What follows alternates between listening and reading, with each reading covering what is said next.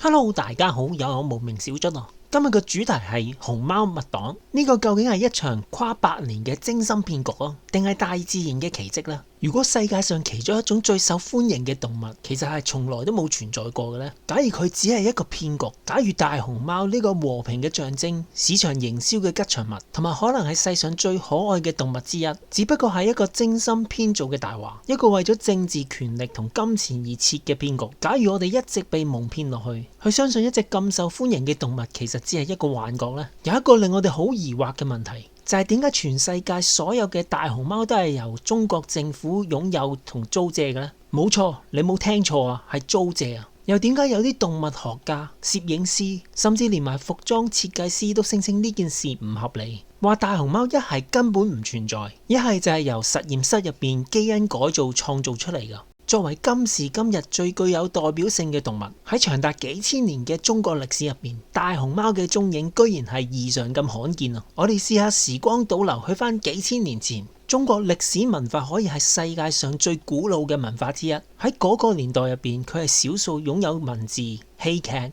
詩歌、陶器、藝術，甚至有思想家、遠見者同埋咁多個朝代嘅文化。但係入邊偏偏少咗一樣嘢，就係大熊貓。雖然大熊貓係中國特有嘅保育動物，但係佢哋居然從來冇喺任何古代藝術入邊出現過，陶器上面冇佢哋嘅身影，戲劇入邊冇提及過佢哋，就連孫子或者係孔子都從來冇講過關於熊貓嘅嘢。目前揾到最早有熊貓出現嘅畫作，最多都係只係得大約100年歷史。大熊貓就好似突然之間憑空出現咁，就連星座、生肖、占星術入邊都完全冇提及過佢哋啊。12生肖入邊有老鼠、蛇、老虎、山羊，甚至連神話入邊嘅龍都有，但係偏偏咁有辨識度嘅大熊貓就連一絲痕跡都冇。中國傳統武術係另一個好有代表性嘅傳統，裏邊有各式各樣嘅拳法，武術會效法唔同嘅動物，例如螳螂拳、白鶴拳、豹拳，甚至龍拳。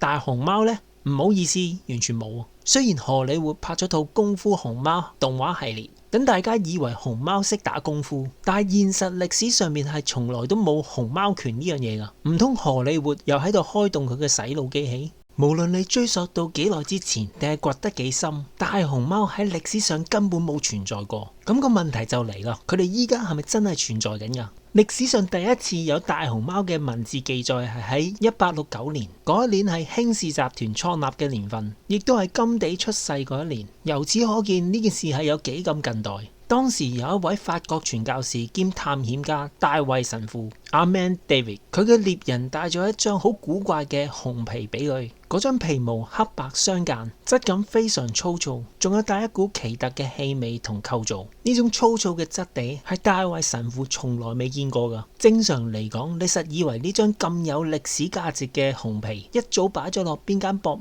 館去展示，啱唔啱呢？錯晒啊！佢其實一直被鎖喺史密森尼學會 Smithsonian 嘅檔案庫深處，放喺一個唔俾人掂、唔俾人睇，更加絕對唔俾人研究嘅保險庫入邊。由發現第一張熊皮開始，要再過多足足50年，去到1920年，人類先至喺野外射殺並第一次觀察到活生生嘅實體大熊貓。而開槍嗰個，居然係羅斯福總統嘅2位公子羅斯福兄弟。冇錯，呢個名出現得真係夠晒巧妙。之後又再過多大約15年，人類先至第一次發現同研究呢種物種嘅幼崽。呢個時候已經係1930年代，同所有新發現嘅物種一樣，佢哋需要一個名，於是佢哋被命名為大熊貓 Giant Panda。呢個名好可能係借用自當時一早被人類發現，但係其實同佢哋毫無血緣關係嘅熊貓，或者叫小熊貓，即係你睇到嘅嗰幅相。熊貓嘅親戚係浣熊同臭鼬之類，但係大熊貓本質上居然係一隻熊。直到1961年，世界自然基金會 WWF 成立，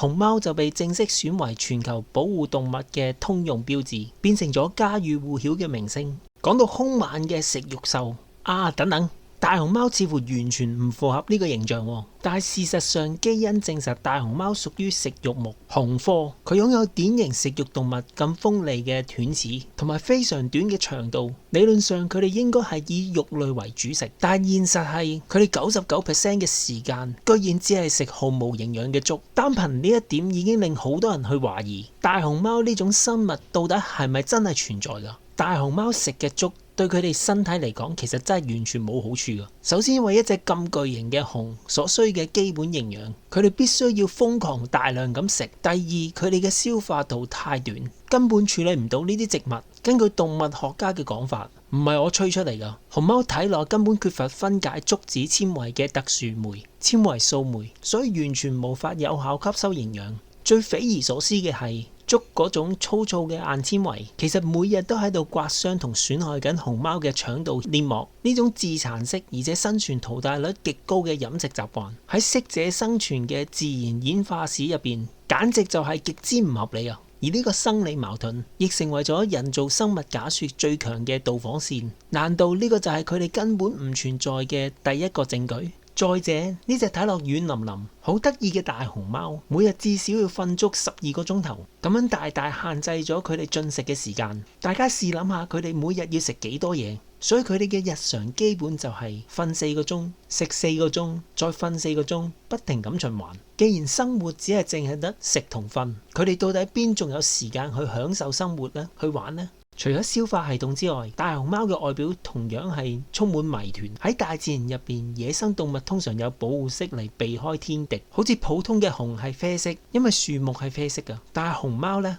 佢哋黑白分明嘅配色喺一片茂密嘅翠綠竹林入邊，簡直就好似開咗射燈咁樣咁明顯啊！完全唔符合生命演化嘅生存本能。更加令人懷疑嘅係佢哋身上面好似有精密計算過嘅可愛特徵。佢哋有巨大嘅黑眼圈，喺視覺上放大咗雙眼，減弱咗熊科動物原本有嘅銳利感同攻擊性。佢哋有圓滾滾嘅身形，完全冇一般掠食者嘅流線型肌肉。佢哋仲會用內八字嘅行路姿勢，行起路上嚟就笨手笨腳，行2步就撲倒啦。呢啲特徵精準到好似做完市場調查咁，完全擊中咗人類對可愛嘅心理防線，而設計出嚟嘅毛公仔產品咁樣。最精彩嘅地方係，如果你睇過熊貓攞住竹嚟食，你會發現佢哋隻手掌多咗一隻第6隻手指。科學上呢個叫做偽拇指，係由腕骨特化而成嘅結構，專門用嚟方便佢哋捉住啲竹子。呢種咁高效率，好似專門工具一樣嘅機械結構，喺自然界入邊極其罕見，亦因此被人造生物假說嘅支持者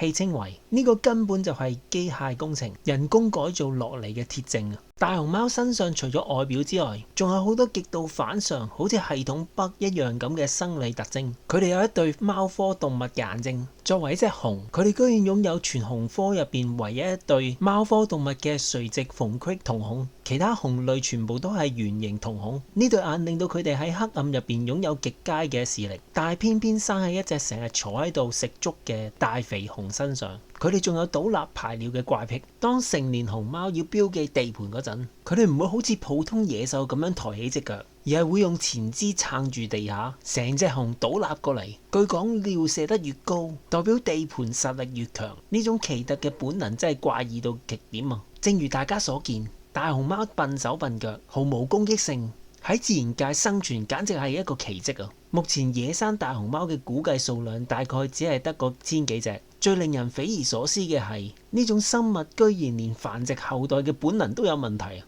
喺動物界入邊，就算最蠢嘅物種都天生識得交配，但係大熊貓呢，喺人工環境之下，佢哋甚至要工作人員去引導，甚至睇片先識得去交配。難道喺大自然入邊會有專人行嚟行去教佢哋做愛嘅事咩？更加誇張嘅係，雌性大熊貓每年嘅受孕期居然只有短短嘅36分鐘。冇錯，唔係1個月啊，係1年只有36分鐘。而且當幼崽出世嗰陣，發育極之唔完整，體重只有媽媽嘅1/1000，脆弱到好似一隻冇毛嘅粉紅色小老鼠啊！呢種喺野外極之容易被大自然淘汰嘅繁衍機制，完全違反咗適者生存嘅定律。所以人造生物假算嘅支持者提出咗一個好大膽嘅質疑：大熊貓根本就係實驗室人工合成嘅生物，正因為佢哋係人造嘅，所以缺乏原生嘅大自然適應能力。必須100%依賴人類高成本嘅保育基地，醫療團隊悉心維護，先至可以勉強存活落嚟。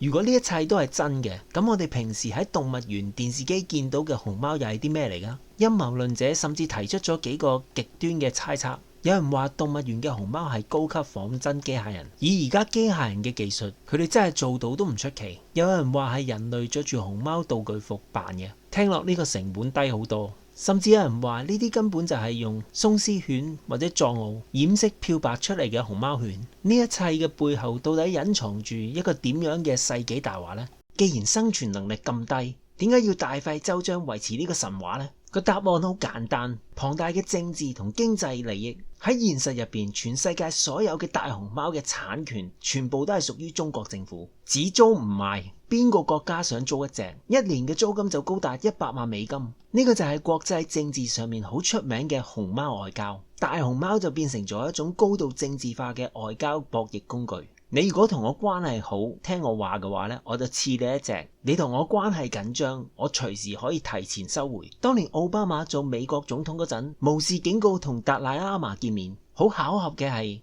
冇耐之後美國一間動物園就必須交還一隻大熊貓。為咗創造一種可以完美代表國家形象，同時又具備絕對文化壟斷權嘅生物，大熊貓無疑係最完美嘅國家級人造專案。為咗守住呢個8萬美金嘅外交籌碼，官方必須確保呢種國家產業唔會被民間破壞。於是歷史上就出現咗一啲好耐人尋味嘅傳聞。以前有新聞話，有個農夫非法獵捕咗一隻熊貓，煮咗俾啲朋友食，點知啲肉難食到大家都頂唔順，最後朋友居然舉報佢，結果佢判咗坐監，而且今時今日殺害大熊貓最高懲罰甚至可以去到死刑啊！但係呢類型嘅新聞更加似係官方精心設計嘅心理防線，佢哋特登向大眾宣傳熊貓肉係臭噶，極度難食，目的就係要心理上勸退嗰啲打獵嘅，等到大家連偷獵嚟食嘅諗頭都冇，配合埋死刑嘅法律威懾，先可以完美咁保護呢個價值連城嘅國家產業。甚至連部分嘅動物園曾經爆出，因為缺乏大熊貓而將鬆獅犬染色、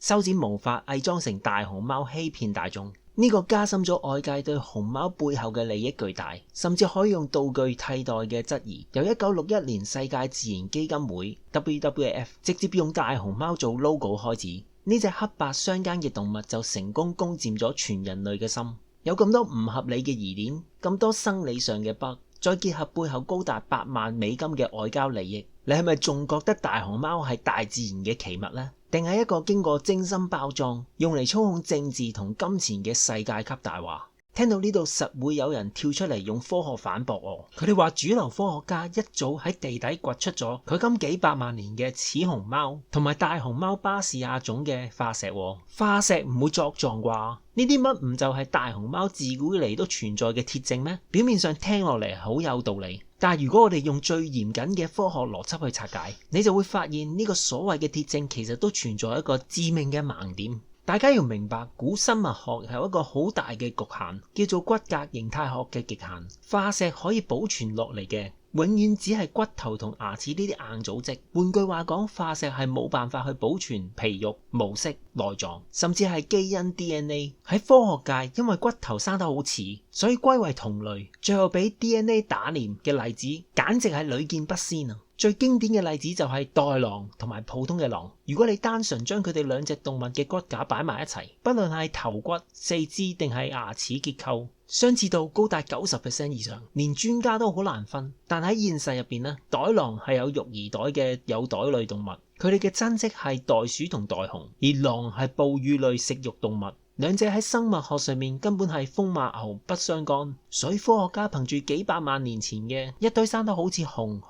貓嘅骨頭化石，就直接跳到去結論，話呢個物種等於現代擁有黑白模式，淨係會食竹、會內八字行路，仲識得倒立去排尿嘅大熊貓。中間隔咗成幾百萬年，除咗有幾嚿骨頭，一啲實質嘅證據都冇，中間根本係一大片嘅空白。喺大自然入邊，骨頭生得好似嘅動物多得係啊！單憑幾嚿骨頭，點樣證明幾百年前嘅野獸就係今日坐喺動物園收緊8萬美金租金嘅毛公仔呢？呢個本質上只係一班科學家喺度自嗨出嚟嘅推論，根本就唔係一個不可推翻嘅事實。講完化石之後，佢哋會搬出第二個盾牌，就係所謂嘅歷史文獻同埋考古發現，西漢竇太后個墓入邊真係出土咗一隻大熊貓嘅骨頭喎，而且古書《山海經》或者《詩經》一早記載過咩白豹、猛士獸同埋周瑜啦，呢啲咪係古代熊貓嘅記錄咯，聽落好似好有歷史底蘊喎。但係只要你讀過歷史，就會知呢種嘅推論喺學術上犯咗一個好低級嘅錯誤。首先，我哋講一下文獻入邊嘅強行套用。古書裏邊講嘅周瑜，形容佢係白老虎，帶有黑色斑紋，而且唔會食三眼動物。科學家同歷史學家為咗圓個大話，居然仲夾硬話白老虎唔食肉。咁一定係講緊食竹嘅熊貓啦。呢種做法喺學術上叫做時代錯置，即係用現代人已知嘅嘢夾硬塞入去古代嗰啲神話入邊，即係喺模糊不清嘅未知描述入邊。古代人講緊嘅白豹，點解唔可以係一隻普通嘅基因變異白色嘅豹呢？又或者點解唔可以係一種絕咗種嘅神秘野獸呢？偏偏你要話佢係熊貓呢？呢個完全係缺乏唯一嘅對應性，根本係班學者自己對號入座。咁個漢墓頭骨又點解釋啊？就算你用最精密嘅幾何測量，證明咗2000年前竇太后個墓入邊嗰嚿確實係現代熊貓嘅骨頭，但係科學同歷史學入邊有一個金科玉律叫做孤證不立，單憑一塊骨頭最多只能夠證明2000年前嘅皇家貴族動物園入邊唔知喺邊度揾到一隻生得好怪嘅熊，但係完全證明唔到當時嘅野外有一個穩定同龐大嘅熊貓種群存在。所以用呢啲模糊嘅古書同埋單一嘅隨葬品，就想幫熊貓建立幾千年嘅身世之謎，呢個喺邏輯上根本就係用緊一個孤立嘅例子去代表全世界，完全站唔住腳。當化石同考古學都行唔通，科學家就會搬出演化論。佢哋會話大熊貓食竹係因為幾百萬年前佢哋為咗避開其他肉食動物嘅激烈競爭而選擇嘅一種邊緣生存策略。聽落好似好崇高咁，但係凡係學過正統嘅演化論嘅人都知道，呢個講法嘅邏輯上根本係因果導致，完全崩潰。第一，演化係隨機嘅基因突變，係完全冇主觀意識或者策略㗎。大自然唔會開會㗎，一隻動物絕對唔會因為最近外邊啲老虎獅子搶肉食搶得太勁啦，不如我改行食竹啦，然後佢就成功轉型。如果演化係咁主觀，點解非洲啲難民唔演化到可以就咁呼吸都可以飽呢？正常嘅基因突變係能夠消化到竹嘅熊貓先可以生存到，慢慢佢哋就可以變成可以消化到竹。第二，亦係最致命嘅一點，適應不良嘅進化悖論。達爾文嘅適者生存話俾我哋聽，一個物種如果喺地球上面成功進化到幾百萬年，佢嘅生理機能應該會朝向最優化嘅環境前進。但係你睇到大熊貓，佢哋嘅長度依然短到好似食肉獸咁，睇落依然冇可以消化到竹嘅酶。佢哋每日食竹都會劃傷自己嘅腸胃，每年嘅發情期仲要得個36個鐘。如果呢啲真係行咗幾百萬年嘅成功策略，佢哋一早應該進化到好似牛咁樣草食性胃袋同消化酶啦，點會保留住一堆隨時會令到自己絕種嘅致命點呢？呢個完全係違反咗物競天擇嘅硬性規律。所以科學家將呢啲唔合理嘅生理缺陷包裝成所謂嘅生存策略，本質上只係因為佢哋根本解釋唔到呢種物種點解會存在緊咯，唯有喺度編故仔。呢個喺科學界會叫做如是故事 （just so story）。簡單啲講就係事後諸葛亮。反正熊貓依然喺度，佢哋就夾硬編個借口嚟塞住大家把口。好啦，終於嚟到最後嘅框架，佢哋出咗最後嘅殺手鐧，就係現代科學最高嘅科技武器——電腦大數據建模。英國布里斯托大學等等嘅頂尖機構一早做過實驗啦。佢哋用電腦視覺去模擬雪豹同豺狼嘅眼睛，證實咗熊貓身上嘅黑白色喺雪地同竹林入邊真係完美嘅破壞性偽裝。呢個係經過電腦計算出嚟嘅科學真相，你仲有咩好拗啊？佢哋出埋頂尖大學嘅名，又有埋電腦模擬，係咪好有權威呢？但係只要你做過 data， 做過科學研究嘅，你又會知道一句名言：所有模型都係錯噶，只係有啲有用嘅。任何科學建模 （stimulation） 本質上都只係一場數字遊戲，因為所有嘅模型都係建立喺科學家自己輸入嘅假設條件入邊。布里斯托大學嘅實驗係將一幅特定嘅光線、特定嘅距離，而且完全靜止不動嘅熊貓相片輸入去電腦度計數。但係問題嚟啦，現實嘅大自然係一個完美嘅電腦檔案咩？科學家嘅模型犯咗一個致命嘅方法論錯誤，就係徹底忽略咗野外嘅動態現實。大熊貓係一隻體型巨大、幾百磅重嘅動物，喺現實世界入邊，佢係會行路、會爬樹、會移動噶。不論你嘅黑白線條喺相片入邊幾咁破壞輪廓，一旦你咁大嚿肉開始喐動，喺雪豹同豺狼等等嘅頂級掠食者極度靈敏嘅動態視覺同埋視覺敏銳度面前，呢啲所謂嘅偽裝會瞬間破功。更何況野生動物揾獵物，難道只係靠對眼？掠食者嘅靈敏嗅覺，難道電腦模型又模擬到出嚟？用一個定格嘅完美嘅靜態電腦數據模型去推到現實世界入邊複雜到爆嘅動態野外生態學，呢個喺科學方法入邊根本就係極度過度簡化，踢爆咗呢個實驗，只係證明咗黑白色嘅公仔喺固定相片入邊好難睇到，但係完全證明唔到一隻行緊路嘅大肥熊可以喺野外瞞得過老虎同雪豹。呢個所謂嘅科學真相，只不過係另一個用高科技包裝嘅精美包裝紙咋。好啦，聽完我拆解咁多個所謂科學神話之後，無論你依家心入邊嘅天平係傾向邊一邊，我哋都必須要面對最後嘅3個問題。假如熊貓真係假嘅，咁呢個就係一個跨世紀嘅行銷騙局。如果好似人造生物假說所講，熊貓根本係一個實驗室嘅產品，一個政治同金錢嘅道具，咁就代表全世界嘅納稅人同埋保育基金喺過去呢幾十年入邊，被一場高明到極點嘅國家級公關行銷進行咗集體催眠，科學界、保育界同埋國際政治一齊編輯咗一幅美麗嘅圖畫，等全人類心甘情願為一個唔存在嘅自然奇蹟去瘋狂買單，而原本應該用喺其他更加迫切嘅社會資源，就係咁樣完全被消耗咗。呢個將會係人類歷史入邊最大規模嘅信任破產。第2條，假如熊貓真係真嘅，咁我哋到底應唔應該逆天改命呢？退一步講，就算熊貓真係大自然演化出嚟嘅，但係正如科學證實，佢一生都係生理缺陷、自殘式飲食、短暫嘅發情期，佢喺演化路上邊其實一早已經走到被淘汰嘅邊緣。咁問題就嚟啦，為咗維持呢個物種不自然咁存在，人類每年都投入幾億、幾十億嘅公共財政去起繁殖基地、搞人工受精，甚至用飛機去空運捉。呢種大費周章，究竟仲應唔應該叫做保護大自然，定係人類用龐大嘅金錢夾硬去挑戰大自然嘅物競天擇嘅淘汰機制呢？第3，資源嘅終極搏鬥，究竟係人重要啲啊，定動物重要啲啦？大自然入邊有千千萬萬種嘅瀕危動物，而喺人類世界入邊，亦有數之不盡嘅貧困人口、